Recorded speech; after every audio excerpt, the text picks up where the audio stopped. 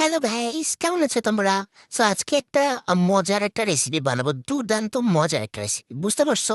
So দেখো, তো প্রথমে কি করছি, কড়াইতে হচ্ছে কতগুলো কাঁচামরিচ দিয়ে নিয়েছি। কাঁচামরিচ দেওয়ার পরে তার মধ্যে পেঁয়াজ আর গোটা রসুন দিয়েছি।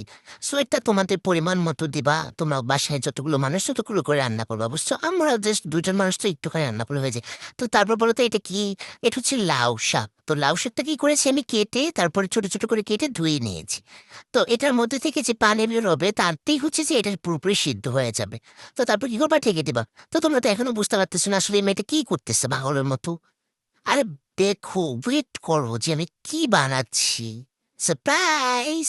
সো দেখো, এটা হয়ে গিয়েছে। এটা আমি একদিন পানিটা শুকিয়ে নিয়েছি। তারপর আমার যে একটা শিলনোড়া আছে, সেটাতে আমি ভর্তাটা বানাবো। তোমরা চাইলে ব্লেন্ডারেও করতে পারো, বাট আমার মনে হয় যে এভাবে করলে বেশি মজা হয়। বুঝতে পারছো? একটু কষ্ট হয়, বাট ইটস ওকে, মজা হলেই তো হলো। তো তারপর হচ্ছে আমি সুন্দর করে পিষে নিয়েছি ভালো করে, একবারে হয় না।